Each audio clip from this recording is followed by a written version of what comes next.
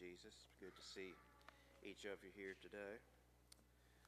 As you've already heard, I did experience a headache for about the last 24 hours or maybe a little bit more. But it's about 90% going. When I have headaches, I have, of course, there's this long period of higher than usual action in your brain. It's sending you pain signals, and as a result of that extended period of your neurotransmitters receiving these signals, they get desensitized a little bit. And so then when the pain goes away, I have this 8-hour period of sort of almost natural euphoria, as I just don't feel pain, I don't feel anxiety. I get a lot more chatty, and for my normal baseline, I'm practically a social butterfly from my baseline.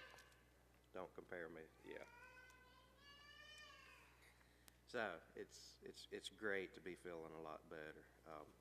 Sometimes it's much more exaggerated if I have a headache that lasts for 2 or 3 days. It's quite a anyhow. That's not the case today. It's probably a good thing. My filter is definitely much looser as I see it. For the message today, I studied a fair bit of the Sermon on the Mount, and I want to read the Sermon on the Mount. The more I studied, the more I just wanted to let Jesus speak and not add too much to it, which might be harder today than it is sometimes. But I do want to go through the Sermon on the Mount. And Lyndon, I was going to ask you if you could close the service, and you can close it however you like, and you can pray as long as you like. But could you close the prayer by reading the Lord's Prayer? And I'll just bypass that part of it. Thank you. Matthew chapter 5. And seeing the multitudes, he went up into a mountain, and when he was set, his disciples came unto him, and he opened his mouth and taught them, saying, Blessed are the poor in spirit, for theirs is the kingdom of heaven. Blessed are they that mourn, for they shall be comforted. Blessed are the meek, for they shall inherit the earth. Blessed are they which do hunger and thirst after righteousness, for they shall be filled. Blessed are the merciful, for they shall obtain mercy. Blessed are the pure in heart, for they shall see God. Blessed are the peacemakers, for they shall be called the children of God. Blessed are they which are persecuted for righteousness' sake, for theirs is the kingdom of heaven. Blessed are ye when men shall revile you and persecute you, and say all manner of evil against you falsely for my sake. Rejoice and be exceedingly glad, for great is your reward in heaven, for so persecuted they the prophets which were before you. Now this section is usually called the Beatitudes. It's a pronouncement of blessings to people that are experiencing these things or that have these characteristics. Disappointments in life are common. Pain is just a reality of life, fresh on my mind and probably most of your minds, because that's just the way life is. It brings disappointments. It brings trials and stresses and struggles that test us, that push us. Many of these blessings, it's interesting. The kingdom of heaven is pronounced as theirs is the kingdom of heaven. It's a current blessing. Most of these blessings, they shall inherit the earth. They shall be comforted. They shall obtain mercy. They shall see God. They shall be called children of God. Many of these blessings are not in their fullness yet. And you could make an argument that even the kingdom of heaven is in its infancy or in its beginning stages.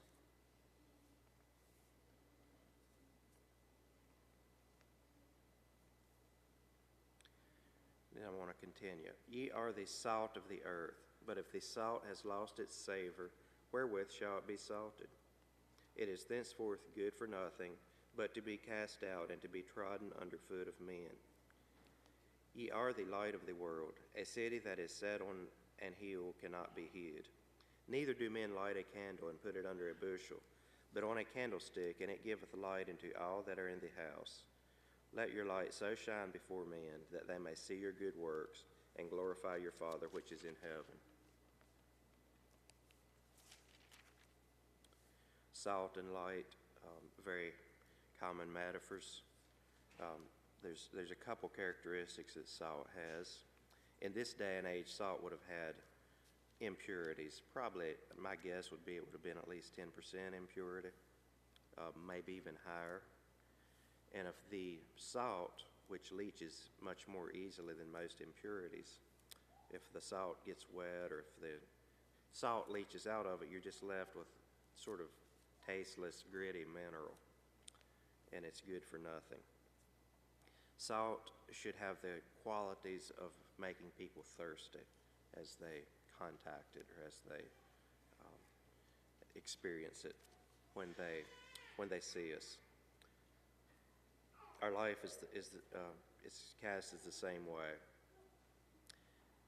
It's not that we do things. It's not that we dress modestly. It's not that we behave the way that we're called to behave in this sermon, so that people admire it. But it's because it should be an expression of our relationship with Jesus working out through us, and that should be attractive. That should be visible, and it should be attractive to people. Verse 17, think not that I am come to destroy the law or the prophets. I am not come to destroy, but to fulfill. For verily I say unto you, till heaven and earth pass, one jot or one tittle shall in no wise pass from the law, till all be fulfilled. Whosoever therefore break one of the least commandments and shall teach men so, he shall be called the least in the kingdom of heaven. But whosoever shall do and teach them, the same shall be called great in the kingdom of heaven. For I say unto you, except your righteousness shall exceed the righteousness of the scribes and Pharisees, ye shall in no case enter into the kingdom of heaven. The scribes and Pharisees, by most of the population, would have been seen as the standard by which you ought to live. And he's saying, unless you exceed that standard, you're not going to see the kingdom of heaven. We understand that the Pharisees had an impersonal connection with their religious system and their lifestyle. It was an equation that they carried out, an equation that you follow, and you go through the equation, and then the result is you're on God's team. And that's not how it works.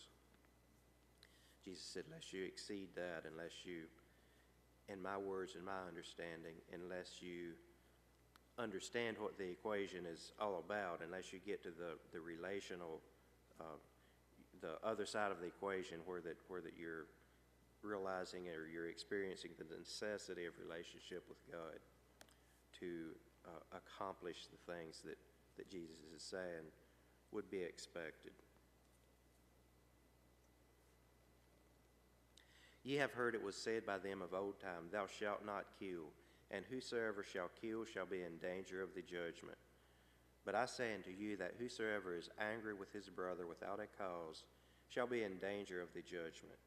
And whosoever shall say to his brother, Raca, shall be in danger in the council. But whosoever shall say, thou fool, shall be in danger of hellfire. The translation here, I think sets up an apparent contradiction that I don't think was intended or was communicated originally. The Raca was apparently not a terribly common slur, but apparently everybody knew what it was, and apparently you could be censured for it. It was to dehumanize or demean somebody, sort of using words to establish they are of a lowly character, not to be paid any attention to or given any status.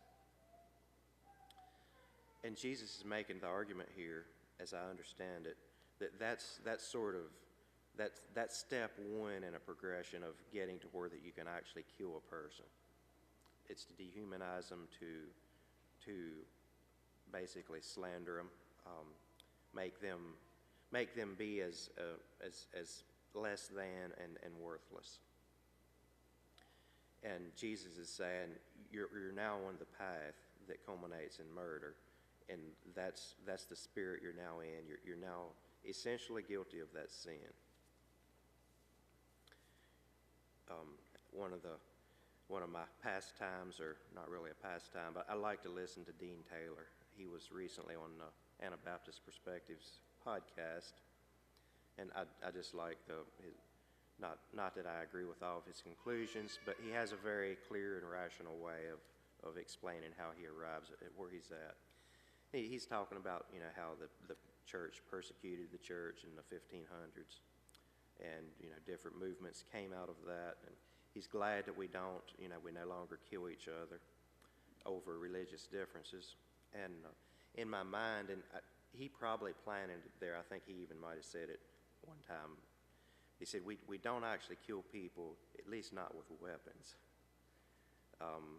If you're around a Anabaptist community for long enough, unfortunately, we miss some of the spirit of this, I believe. And you see the evidences of that. You hear the evidences of that as we use language to demean our brothers that live in a bit of a different way than what we do.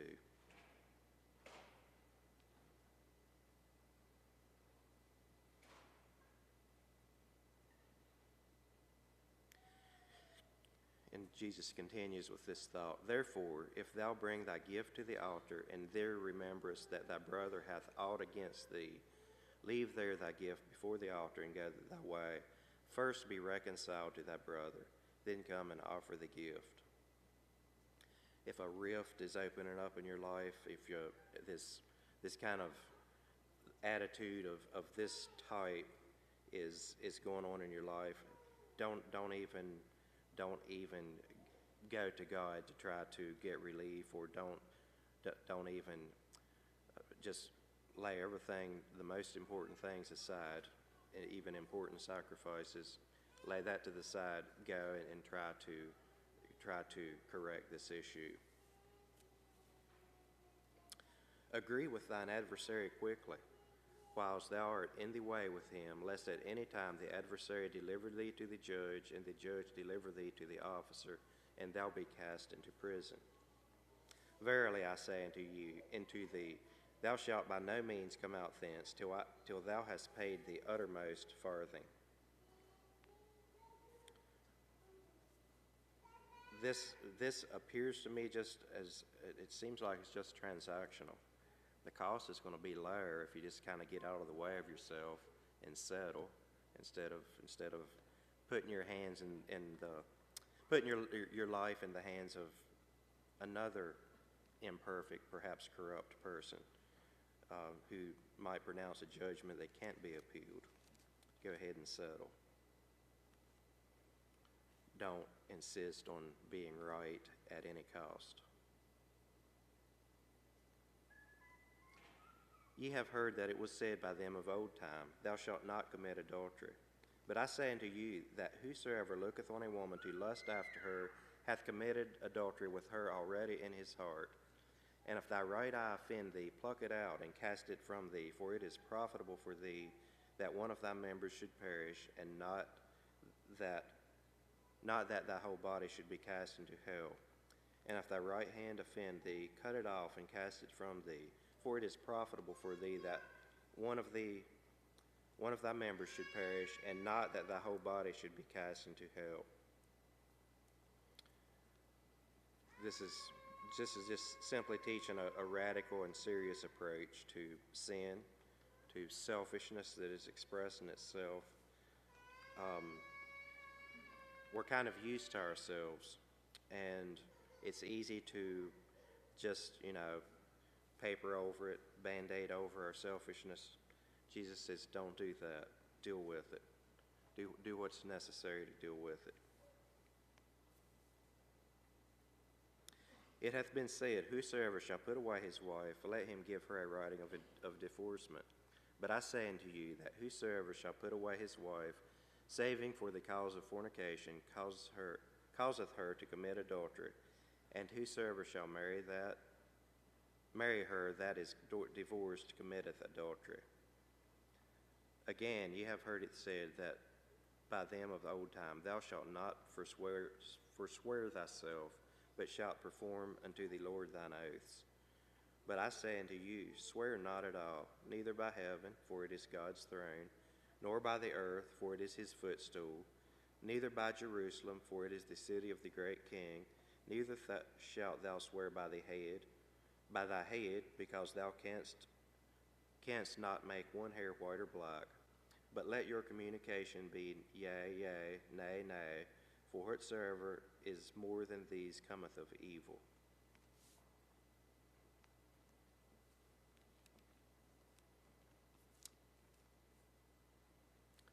Ye have heard that it hath been said, an eye for an eye, and a tooth for a tooth.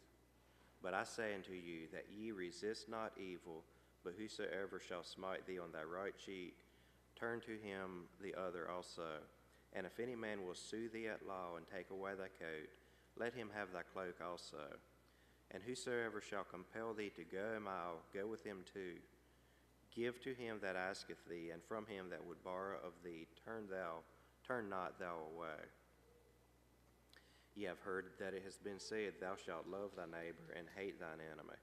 But I say unto you, love your enemies, bless them that curse you, do good to them that hate you, and pray for them which despitefully use you and persecute you, that ye may be the children of your Father which is in heaven.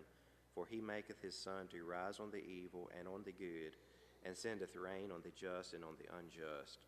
For if he love them which love you, what reward have ye? Do not even the publicans do the same? And if you salute your brethren only, what do you more than others? Do not even the publicans do so? Be ye perfect, therefore, even as your Father which is in heaven is perfect. You see the pattern there of Jesus pointing to the rules, the rules that govern their lives, and he tried to point to the heart motivations, and he tried to call people to a higher level of thinking, not just the motions that you go through, but why you go through the motions and what's going on in your heart as you consider these things. Take heed that ye do not do your alms before men to be seen of them. Otherwise ye have no reward of your Father which is in heaven. Therefore, when thou doest thine alms, do not sound a trumpet before thee, as the hypocrites do in the synagogues and in the streets, that they may have glory of men. Verily, I say unto you, they have their reward. But when thou doest alms, let not thy left hand know what thy right hand doeth, that thine alms may be in secret, and thy Father which seeth in secret shall reward thee openly. And when thou prayest, thou shalt not be as the hypocrites are, for they love to pray standing in the synagogues and in the corners of the streets, that they may be seen of men. Verily, I say unto you, they have their reward. But thou, when thou prayest, enter thy closet, and when thou hast shut the door, pray to thy Father which is in secret, and thy Father which seeth in secret shall reward thee openly. Once again, the pattern of your heart and your actions and the connection there is what I see as being of primary importance. I love that line that Jesus uses. They have their reward, making it very clear that there was after status, there was after approval of man, with their giving of alms, with their prayers, and they got that reward. They got the reward that was after. They was looked up to as religious, good, upstanding men of high position. They have their reward. you can get these rewards. All you got to do is follow the process, fit in, do the things, and you too can have that reward. That's not what Jesus is calling us to. He's calling us to give because Jesus has given us a clean heart, and we want to give those things. We understand our blessings come from God. We want to give out of that. We have a relationship with God. It's not a public performance. It's a reality. If it's not a reality, then we have more growth to do. I do want to say the starting point of all of us, I do believe, is something of doing the thing or trying to be obedient to that which we know to be obedient to. And usually, as we recognize either the impossibility of generating a new heart within ourselves, that's when we're gonna be forced to get to know God, because we can't just generate this desire for good things and get rid of the desire for improper or bad things out of our own strength or power. But when you pray, use not vain repetitions as the heathen do, for they think they shall be heard for their much speaking. Be not ye therefore like unto them, for your Father knoweth what things ye have need of, before ye ask him. After this manner therefore pray ye. And then there's the Lord's Prayer. It's not that we should never repeat things, that we should never use the same words. It's that we need to understand that God is in authority above us, not the other way around. And by a particular sequence of words, we do not sort of trigger the God function that comes and serves us.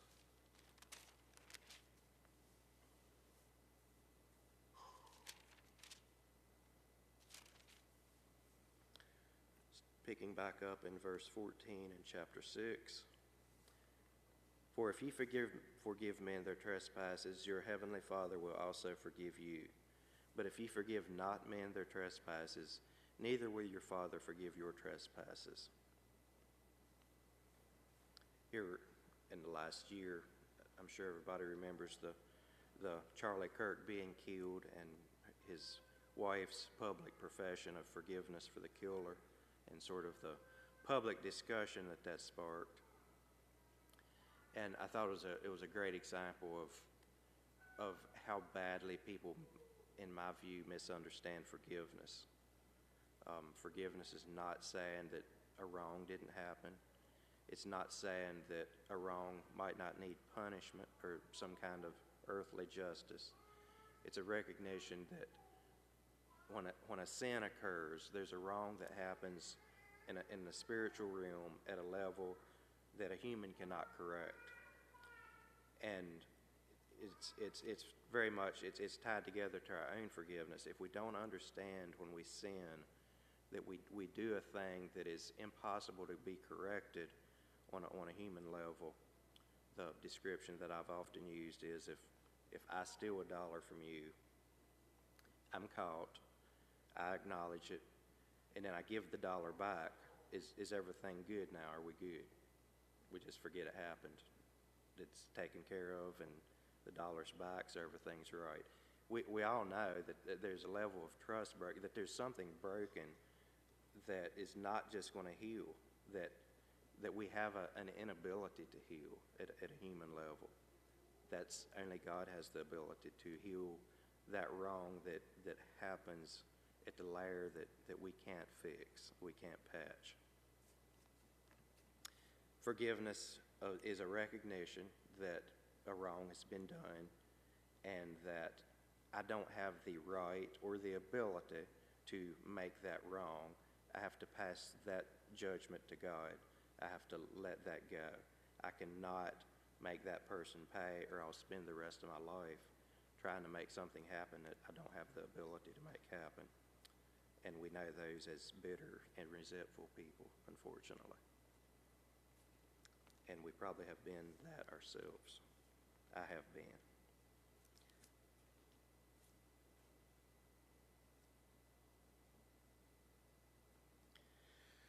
Moreover, when you fast, be not as the hypocrites of a sad countenance, for they disfigure their faces, that they may appear unto men to fast. Verily I say unto you, they have their reward. But when thou fastest, but thou, when thou fastest, anoint thine head and wash thy face, that thou appear not unto men to fast, but unto thy Father which is in secret, and the Father which seeth them in secret shall reward thee openly.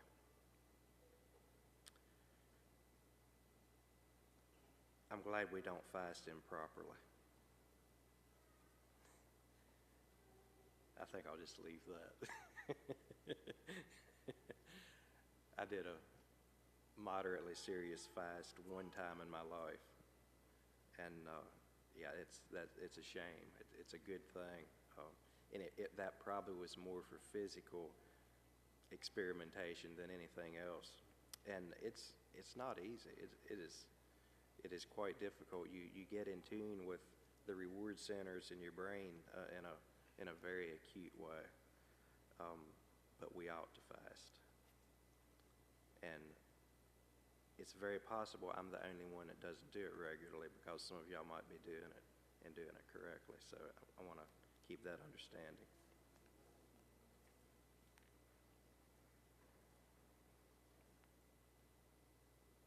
Lay not up for yourselves treasures upon earth, where moth and rust doth corrupt, and where thieves break through and steal. But lay up for yourselves treasures in heaven, where neither moth nor rust doth corrupt, and where thieves do not break through nor steal.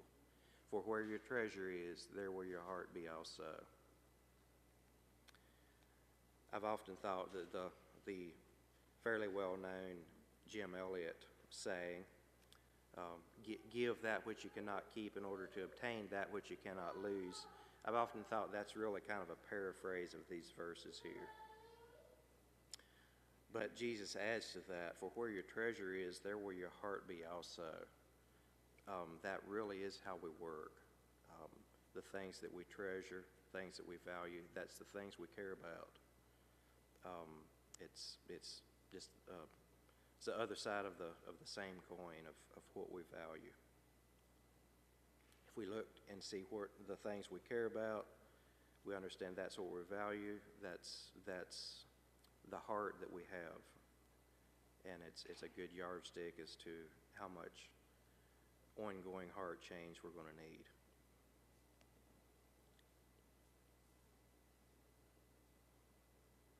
The light of the body is the eye. If therefore thine eye be single, thy whole body shall be full of light. But if thine eye be evil, thy whole body shall be full of darkness. If therefore the light that is in thee be darkness, how great is that darkness? No man can serve two masters, for either he will hate the one and love the other, or else he will hold to the one and despise the other. You cannot serve God and mammon. We will value some things over other things. We cannot hold everything in equal value. It's impossible to try, and it's not going to work. It goes against the created order. So something's going to occupy that God spot. Either it's going to be God or it's going to be other things. Usually ourselves, and the other things are to serve ourselves. Therefore I say unto you, take no thought for your life, what shall ye eat, or what shall ye drink? Nor yet for your body, what shall ye put on it? Is not the life more than the meat, and the body than raiment? Behold the fowls of the air, they sow not, neither do they reap, nor gather into barns, yet your heavenly Father feedeth them. Are ye not much better than they? Which of you by taking thought can add 1 cubit unto his stature? And why take ye thought for raiment? Consider the lilies of the field, how they grow. They toil not, neither do they spin. And yet I say unto you that even Solomon in all his glory was not arrayed like one of these. Wherefore, if God so clothe the grass of the field, which today is and tomorrow is cast into the oven, shall he not much more clothe you, O ye of little faith? Therefore take no thought, saying, What shall we eat, or what shall we drink, or wherewithal shall we be clothed? For after these things do the Gentiles seek. For your heavenly Father knoweth that ye have need of all of these things. But seek ye first the kingdom of God and his righteousness, and all these things shall be added unto you. Therefore take no thought for the morrow, for the morrow shall take thought for the things of itself. Sufficient unto the day is the evil thereof. Excuse me. I don't believe that God is condemning planning ahead, that he is necessarily condemning, as I was reading over this, what shall we eat, what shall we drink, I was sort of thinking about what it sounds like when we're planning a fellowship meal, because that's all we're saying. That's the content of our conversation. I don't understand that's wrong in any way. That planning has to happen. It has to go on in order for fellowship meals and good things to happen. But it's simply the order of priority. That's not the top of our list. It's in service of serving the congregation, of being a thing that we can gather around, that we can enjoy communion and fellowship.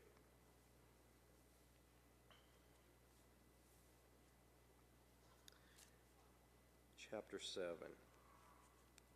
Judge not that ye be not judged, for with what judgment ye judge, ye shall be judged, and with what measure ye mete, it shall be measured to you again.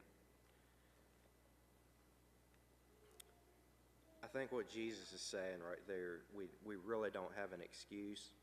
We know with a high degree of certainty and accuracy, even as unregenerate and unbelieving people, we know very specifically when wrong is done to us. It's not a matter of ignorance of the law. People understand that, they know it, they react to it. So the way that we judge someone else and how they wrong us, that is likely to be pretty close to the truth, pretty close to correct. And we're going to be able to live correctly based on how we would judge someone else, for the most part. Why beholdest thou the mote that is in thy brother's eye, but considerest not the beam that is in thine own eye? Or how wilt thou say to thy brother, Let me pour out the mote of thine eye, and behold, a beam is in thine own eye? Thou hypocrite, first cast out the beam of thine own eye, then shalt thou see clearly to cast out the mote of thy brother's eye. That's pretty obvious. If you have a whole board in your own eye, you're not going to be able to see all that well to clean a speck out of your brother's eye. And yet, the person with the beam in their eye usually are somewhat unaware of it, if not completely unaware of it. So we're in a position to do a lot of damage as we try to deal with a speck in somebody's eye when we're blind ourselves.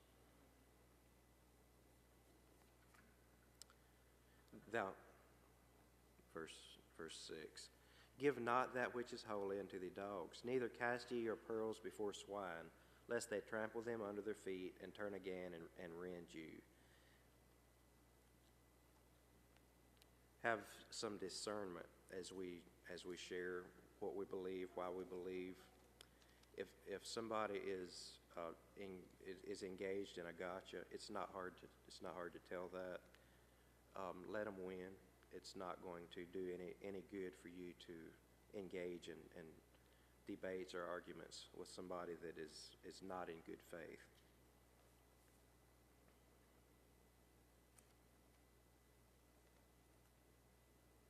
Ask, and it shall be given to you. Seek, and ye shall find. Knock, and it shall be opened unto you. For everyone that asketh receiveth, and he that seeketh findeth, and to him that knocketh it shall be opened. Or what man is there of you whom, if his son asks bread, will he give him a stone? Or if he asks a fish, will he give him a serpent? If ye then, being evil, know how to give good gifts unto your children, how much more shall your Father which is in heaven give good things to them that ask him? I think I shared my fascination with science and men of science throughout the ages, not necessarily modern science as it exists right now, but different people that was opened up new or formalized important insights into the structure of physical reality. You know, some of them was Christians, some of them was very famously not Christians,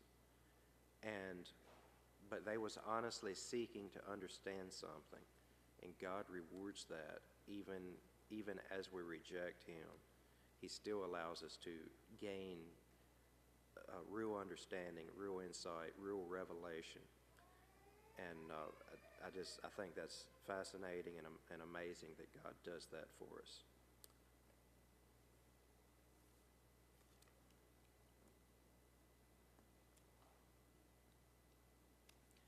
Therefore, all things whatsoever you would do that men should do to you, do ye even so to them, for this is the law and the prophets.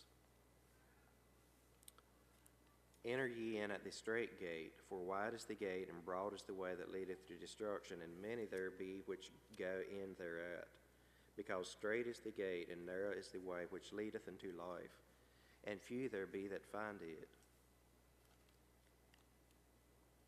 I can only understand that Jesus is referring to himself as the gate. Verse 15, beware of false prophets which come to you in sheep's clothing, but inwardly they are ravening wolves. Ye shall know them by their fruits. Do men gather grapes of thorns or figs of thistles? Even so, every good tree bringeth forth good fruit, but a corrupt tree bringeth forth evil fruit. A good tree cannot bring forth evil fruit, neither can a corrupt tree bring forth good fruit. Every tree that bringeth not forth good fruit is hewn down and cast into the fire. Wherefore by their fruits shall ye know them. Not every one that saith unto me, Lord, Lord, shall enter into the kingdom of heaven, but he that doeth the will of my Father which is in heaven.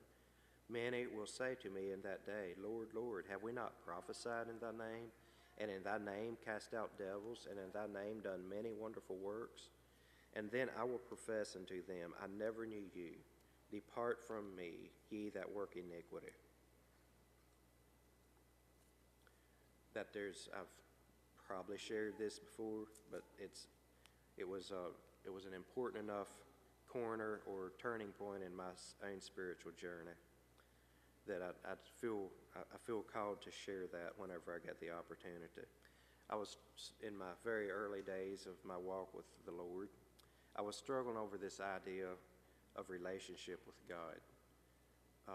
It was not the way our culture at the time, the culture that shaped me, was not the way the culture communicated the Christian life at all. And I was struggling over this question of relationship with God versus sort of just obedience. You know, you just do the things, check the boxes, and then hope for the best. It was a real struggle.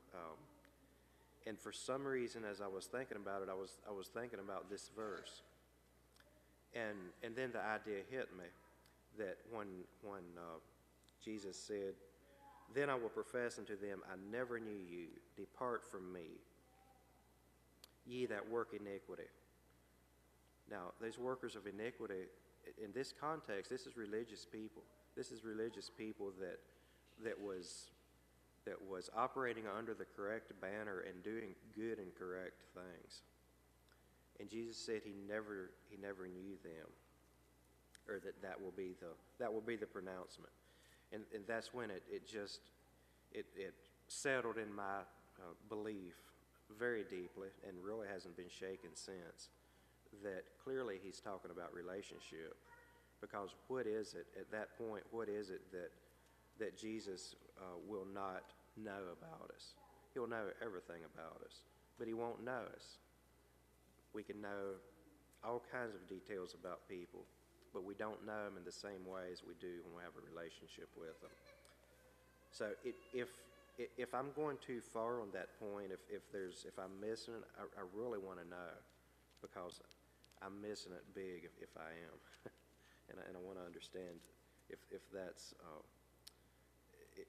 that is a rational way to come out, a perspective to have.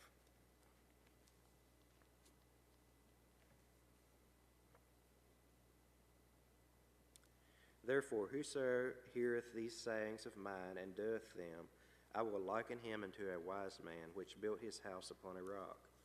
And the rains descended, and the floods came, and the winds blew and beat upon that house, and it fell not, for it was founded upon a rock. And every one that heareth these sayings of mine and doeth them not shall be likened unto a foolish man, which built his house upon the sand. And the rain descended, and the floods came, and the wind blew and beat upon that house. It fell, and great was the fall of it.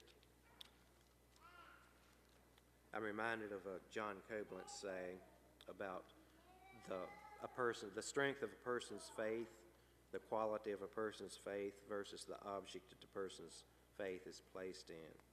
You can have a great faith and a terrible foundation, and it's still not going to withstand the storm. It's much better to have a regular, failing human faith and the one foundation that cannot fail, Jesus.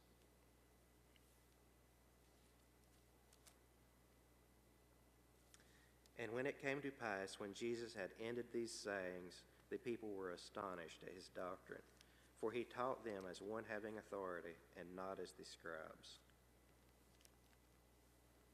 For he taught them as one having authority, and not as the scribes.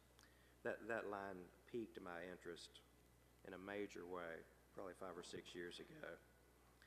And I studied it for 3 or 4 years, probably, off and on, as I had opportunity, and as the question redescended to me as something of importance. Now, don't confuse taking me a long time to figure out an answer with having a good quality answer. That's not how these things necessarily work.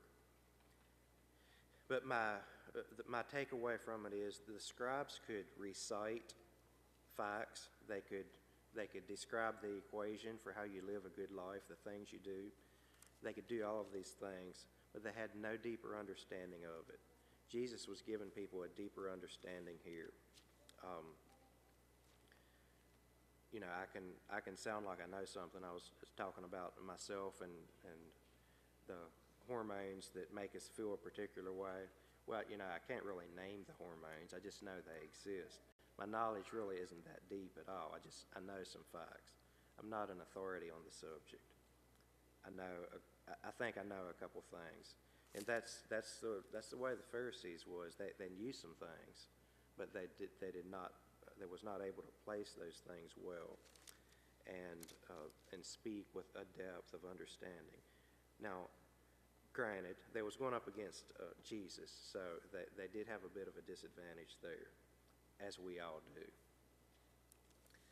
But Jesus can speak through us, and so he can bring that authority and that experience as we fail, and as we fail, get up and try to understand why we fail, and God gives us understanding because God wants to give us understanding. Then we have something to share. We have some authority with which to share Christ's work in our life. The early church, as we understand it, took the Sermon on the Mount as a pretty definitive guide of Jesus's sort of third church theology, if you will, of how the church, how people should relate to one another. They took it very seriously, and I think, just my opinion, it seems like we kind of got away from the Sermon on the Mount just a little bit. Hopefully not in practice. Hopefully God is still, I know He is. I see God working in us and changing us to be able to be these people. But, I'm not there yet. I'm guessing y'all would identify with that.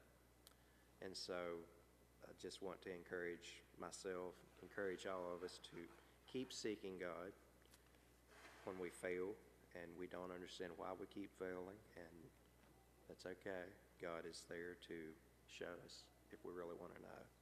And shortcut, the answer is us. That's why we fail. So, can we have a song?